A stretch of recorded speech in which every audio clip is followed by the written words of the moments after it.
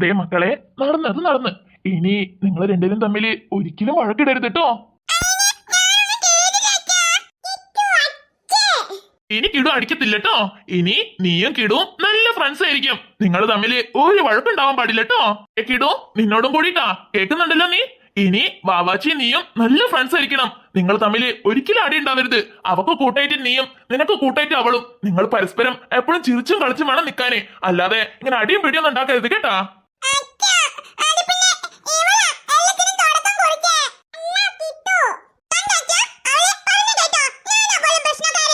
ദേ അച്ഛൻ പറഞ്ഞേ, നടന്നത് അവിടെ വീട്. ഇനി നിങ്ങൾ രണ്ടുപേരും നല്ല ഫ്രണ്ട്സ് ആയിരിക്കണം.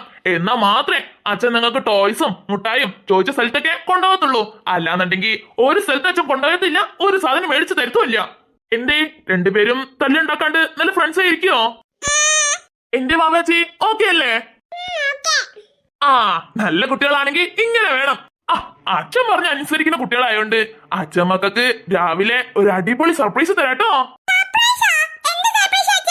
അതൊക്കെ രാവിലെ പറയാന്നേ. മക്കൾ ചെല്ലേ, ഇപ്പൊ രണ്ടുപേരും പോയി കിടക്കാൻ നോക്ക്. അമ്മ അടുക്കളയിലെ പണികളൊക്കെ കഴിഞ്ഞേ ഇപ്പൊ വരും കേട്ടാ. ഓ എന്റെ പൊന്നെ, പഴം വേണമെന്നോ?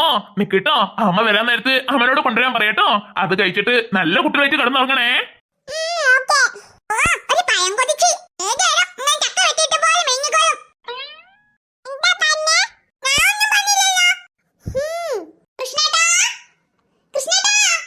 നിങ്ങൾ അമ്മ വിളിക്കുന്നേ, അച്ഛൻ ഒന്ന് പോയി നോക്കി വരട്ടെ. അച്ഛൻ പറഞ്ഞൊക്കെ ഓർമ്മ ഉണ്ടല്ലോ, നല്ല കുട്ടികളായിട്ടിരിക്കണം കേട്ടോ.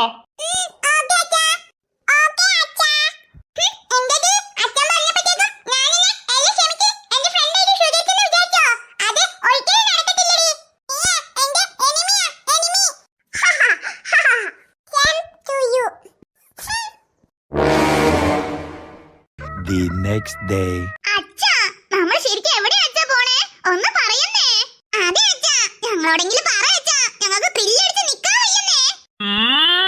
പറയണോ?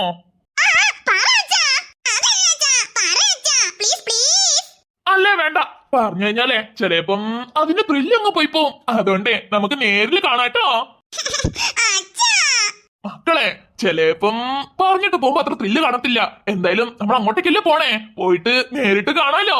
അപ്പൊ പിന്നെ ഒരു സർപ്രൈസ് ആവല്ലോ. ആ, അപ്പൊ പിന്നെ മക്കൾക്ക് അവിടെ പോയിട്ട് സർപ്രൈസ് അറിഞ്ഞാ പോരെ.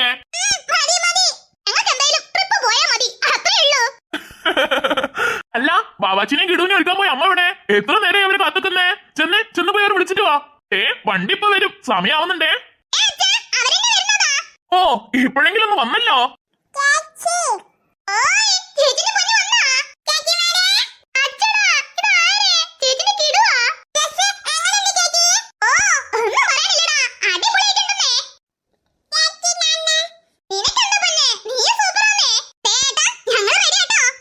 വണ്ടി ഒരു 10-15 മിനിറ്റ് കൊണ്ട് എത്തും. അതൊക്കെ അവിടെ എത്തിയിട്ട് പറയാന്നേ. മക്കളെ, ആ ബാഗൊക്കെ എടുത്ത് റെഡി ആക്കിക്കോളിട്ടോ. നന്ദിനി, നീ പിള്ളേർക്ക് ആവശ്യമുള്ള എല്ലാ സാധനവും ബാഗിലാക്കിയിട്ടില്ലേ?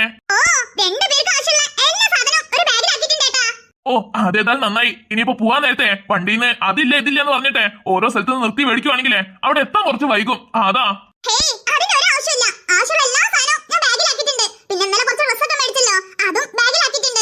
ആ, അത് ശരി.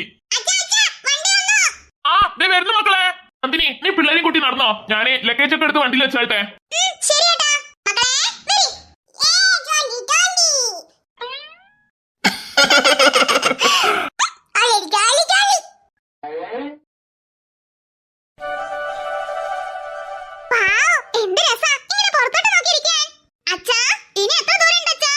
ഇനിയോ? ഇപ്പൊ വണ്ടി സ്റ്റാർട്ട് ചെയ്തതല്ലേ ഉള്ളൂ. എന്തായാലും ഒരു 3/4 മണിക്കൂറിന്റെ യാത്ര ഉണ്ട്.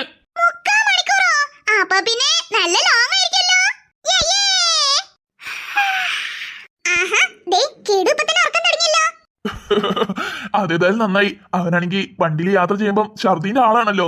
ഇതിപ്പോ അവിടെ എത്തുന്നത് വരെ ഉറങ്ങാണെങ്കിൽ ഒരു കുഴപ്പം ഉണ്ടാകത്തില്ല. അയ്യോ, ഛർദി എന്ന് പറഞ്ഞപ്പോഴാ ഓർമ്മ വന്നേ. രണ്ടുപേർക്കും ഛർദിന്റെ ഗുളിക ഒന്നും കൊടുത്തിട്ടില്ല. ഇനിയിപ്പോ വാവാച്ചി ഛർദിക്ക് എന്തോ ആർക്കറിയാം. അവക്ക് ഈ വണ്ടി പോയൊക്കെ ശീലം ഉണ്ടോന്ന് ആർക്കറിയാം. ഹേയ്, പേടിക്കാൻ മാത്രം ഒന്നുമില്ല നന്ദിനി. അവള് കൂളായിട്ടില്ലേ ഇരിക്കുന്നേ. അപ്പൊ പിന്നെ വണ്ടിയിലൊക്കെ പോയി ശീലം ഉണ്ടാവും. അതന്നെ അമ്മേ, അവളെ കണ്ടിട്ട് ഛർദിക്കുന്ന ടെൻഡൻസി ഒന്നുമില്ല. അവള് നല്ല ഹാപ്പി ആയിട്ടാ ഇരിക്കുന്നേ.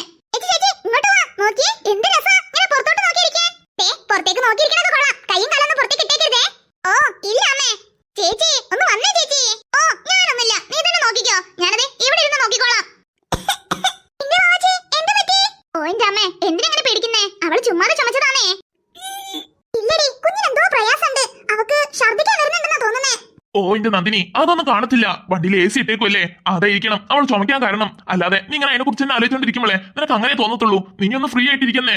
അല്ല കൃഷ്ണേട്ടാ, കുഞ്ഞിനെ കണ്ടിട്ട് എന്തോ പന്തികേടുള്ള പോലെ ഉണ്ട്. അവക്ക് മിക്കവാറും ഛർദ്ദിക്കാനുണ്ടെന്നാ തോന്നുന്നേ. ഇല്ല അമ്മേ, എനിക്ക് കണ്ടിട്ട് അങ്ങനൊന്നും തോന്നുന്നില്ലല്ലോ.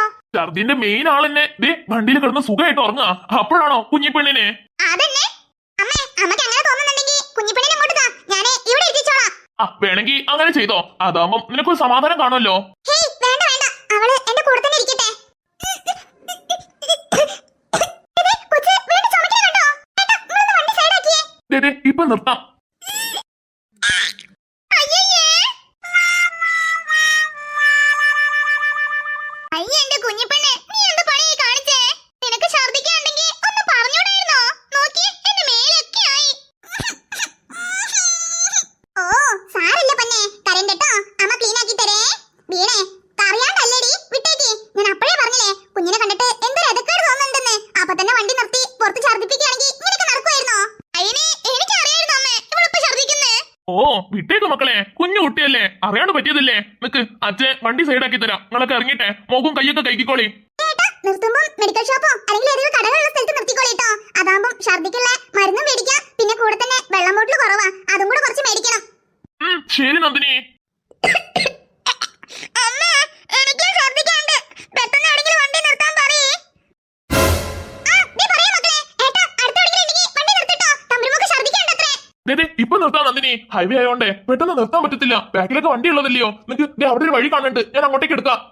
ശരി